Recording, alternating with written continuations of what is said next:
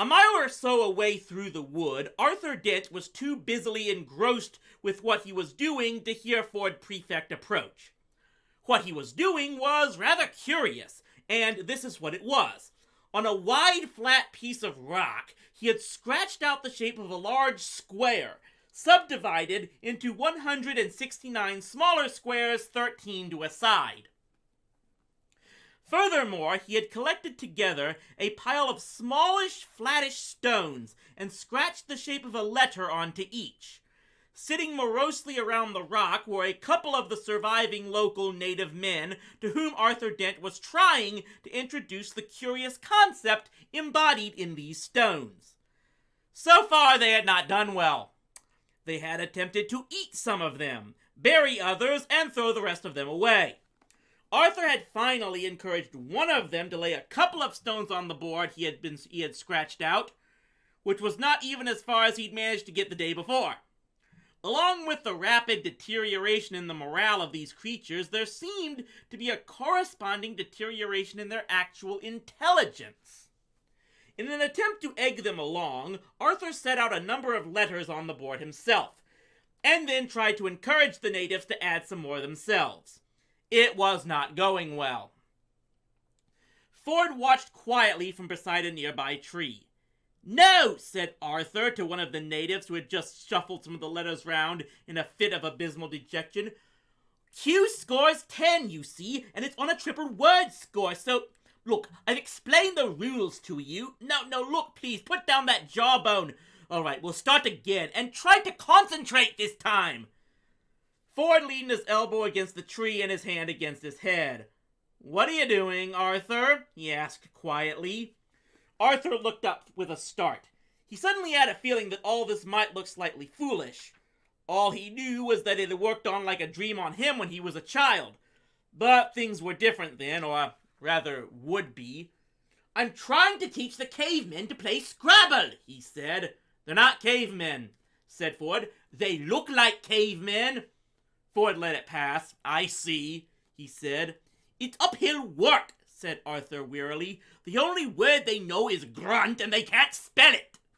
He sighed and sat back. "What's that supposed to achieve?" asked Ford. "We've got to encourage them to evolve, to develop," Arthur burst out angrily. He had hoped that the weary sigh and then the anger might do something to counteract the overriding feeling of foolishness from which he was currently suffering. It didn't. He jumped to his feet. "Could you imagine what a world would be like to cease from those cretins we arrived with?" he said. "Imagine?" said Ford, raising his eyebrows. "We don't have to imagine. We've seen it." "But..." Arthur waved his arms around hopelessly. "We've seen it," said Ford. "There's no escape." Arthur kicked at a stone. "Did you tell them what we discovered?" he asked. Said Ford, not really concentrating. "Norway," said Arthur. "Slotterbot fast signature on the glacier. Did you tell them?" "What's the point?" said Ford. "What would it mean to them?" "Mean?" said Arthur. "Mean? You know perfectly well what it means. It means that this planet is the Earth. It's my home. It's where I was born." "Was?" "All right, will be. Yes, in 2 million years' time." "Why don't you tell them that? Go and say to them, 'Excuse me, I'd just like to point out that in 2 million years' time, I will be born just a few miles from here.' See what they say. They'll chase you up a tree and set fire to it." Arthur absorbed this unhappily. "Face it," said Ford. "Those Zeebs over there are your ancestors, not these poor creatures here." He went over to where the 8-men creatures were rummaging listlessly with the stone letters. He shook his head. "Put the Scrabble away, Arthur," he said. "It won't save the human race because this lot aren't going to be the human race. The human race is currently sitting on a rock on the other side of the hill making documentaries about themselves." Arthur winced. "There must be something we can do," he said.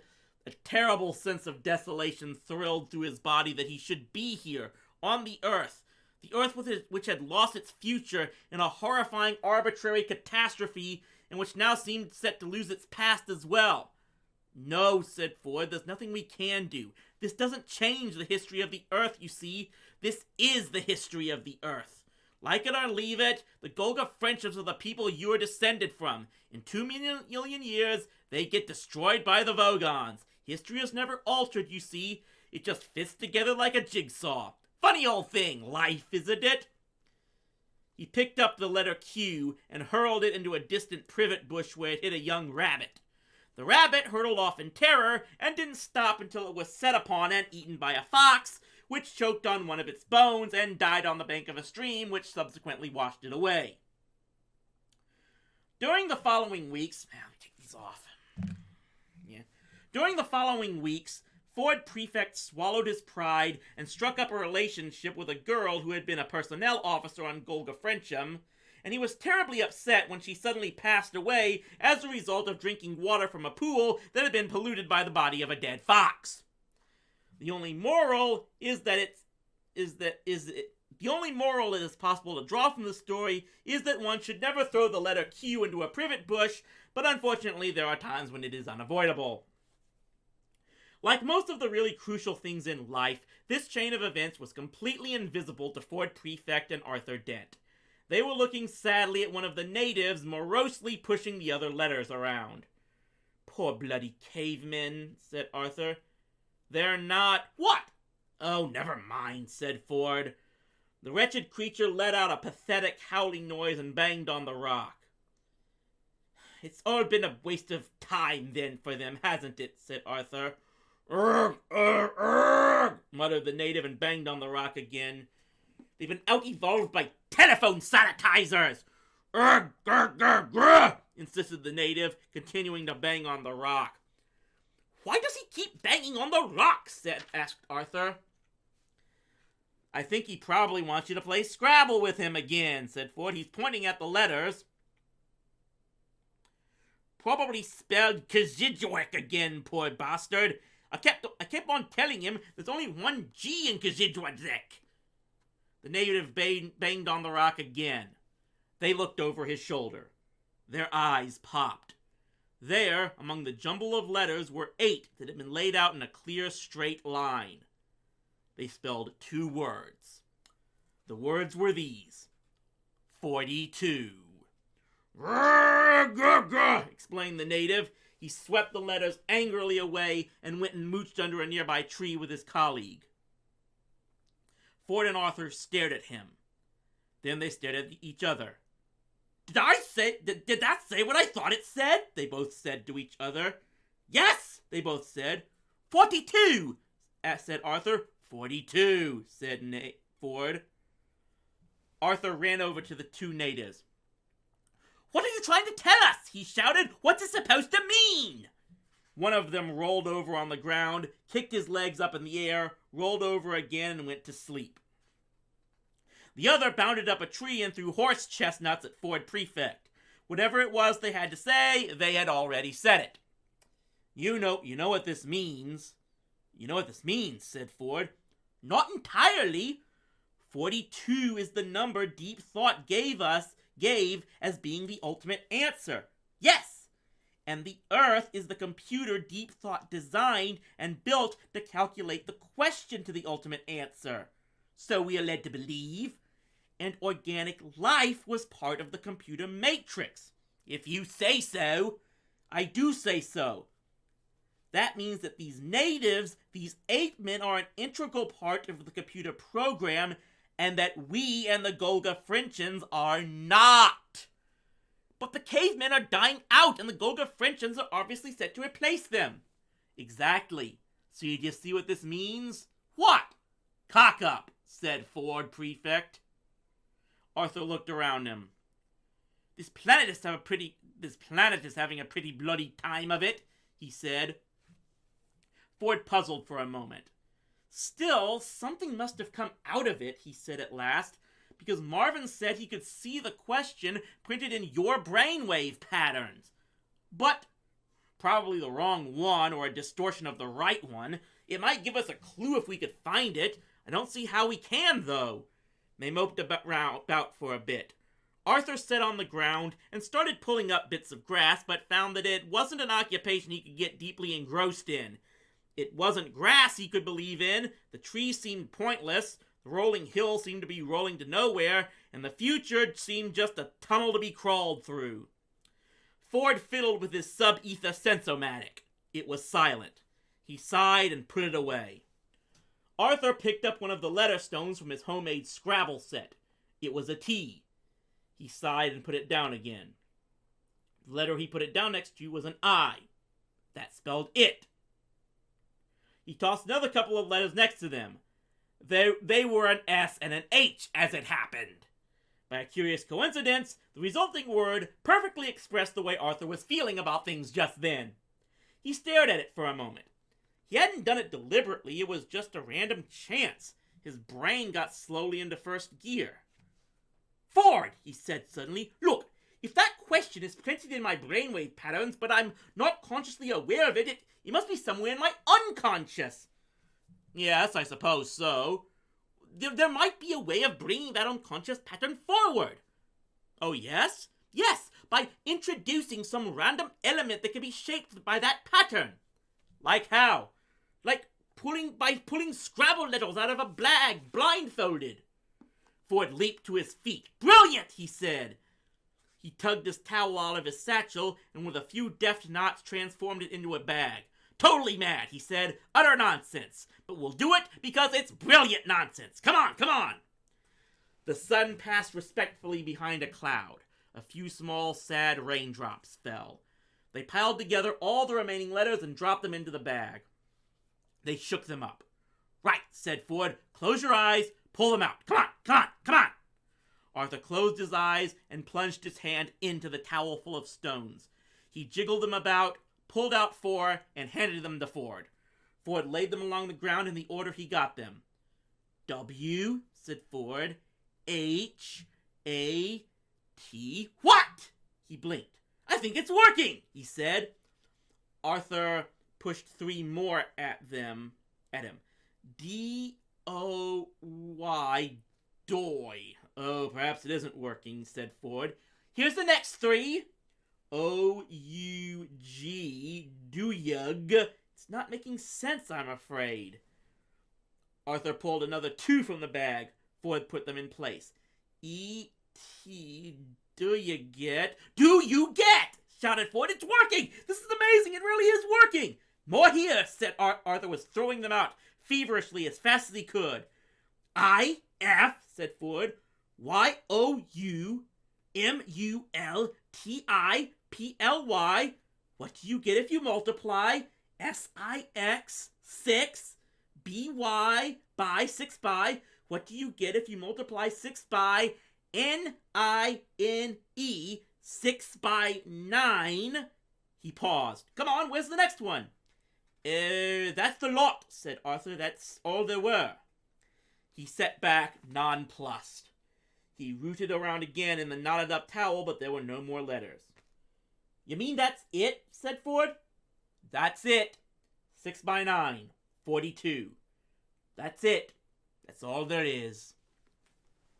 The sun came out and beamed cheerfully at them. A bird sang. A warm breeze wafted through the trees and lifted the heads of the flowers, carrying the scent away through the woods. An insect droned past on its way to do whatever it is that insects do in the late afternoon. The sound of voices lilted through the trees, followed a moment later by 2 girls who stopped in surprise at the sight of Ford Prefect and Arthur Dent, apparently lying in the ground in agony, but in fact rocking with noiseless laughter. No, don't go, called Ford Prefect between gasps. We'll be with you in just a moment. What's the matter? Asked one of the girls. She was the taller and slimmer of the 2. On Golga Frencham, she had been a junior personnel officer, but hadn't liked it very much. Ford pulled himself together. Excuse me, he said. Hello. My friend and I were just contemplating the meaning of life. Frivolous exercise. Oh, it's you, said the girl. You made quite a bit of spectacle of yourself this afternoon. You were quite funny to begin with, but you did bang on a bit. Did I? Oh, yes. Yes, what was all that for? Asked the other girl, a shorter, round-faced girl who had been an art director for a small advertising company on Golga Frencham. Whatever the privations of this world were, she went to sleep every night profoundly grateful for the fact that whatever she had to face in the morning, it wouldn't be 100 almost identical photographs of moodily lit tubes of toothpaste.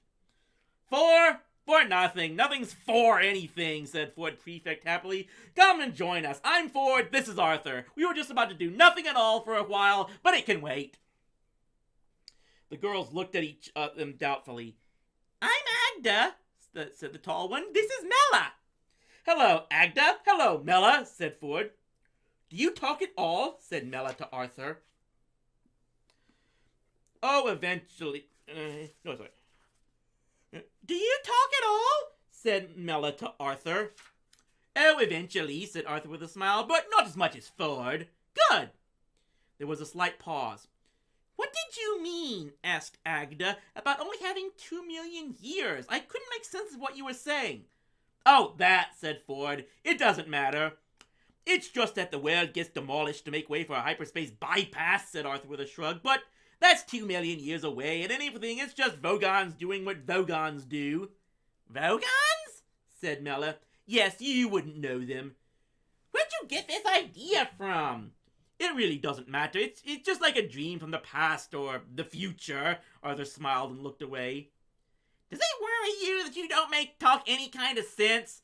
Asked Agda. Listen, forget it, said Ford. Forget all of it. Nothing matters. Look, it's a beautiful day. Enjoy it. The sun, the green of the hills, the river down the valley, the burning trees.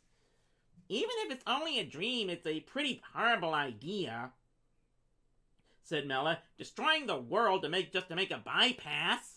Oh, I've heard of worse, said Ford. I read of one planet off in the 7th dimension that got used as a ball in a game of intergalactic bar billiards. Got pocketed straight into a black hole. Killed 10 billion people. That's mad, said Mela. Yeah, only scored 30 points, too. Agda and Mela exchanged glances. Look, said Agda, there's a party after the committee meeting tonight. You can come along if you'd like. Yeah, okay, said Ford. I'd like to, said Arthur. Many hours later, Arthur and Mela sat and watched the moon rise over the dull red glow of the trees. That story about the world being destroyed, began Mela. In 2 million years, yes. You say it as if you really think it's true. Yes, I think it is. I think I was there. She shook her head in puzzlement. You're very strange, she said. No, I'm very ordinary, said Arthur, but some very strange things have happened to me. You could say I'm more differed from than differing. And that other world your friend talked about, the one that got pushed into a black hole? I don't know about that. It sounds like something from the book. What book? Arthur paused. The Hitchhiker's Guide to the Galaxy, he said at last. What's that? Oh, just something I threw into the river this evening. I don't think I'll be wanting it anymore, said Arthur Dent. And then Arthur and Mela had sex. At least that's the way I interpret the ending of this book. So, that was The Restaurant at the End of the Universe, the second book in the Hitchhiker's Guide to the Galaxy series. Perhaps one day we'll get into the next book, Life, the Universe, and Everything, but I actually do have an entirely different type of book planned to start up for the next series of Rowdy Reads.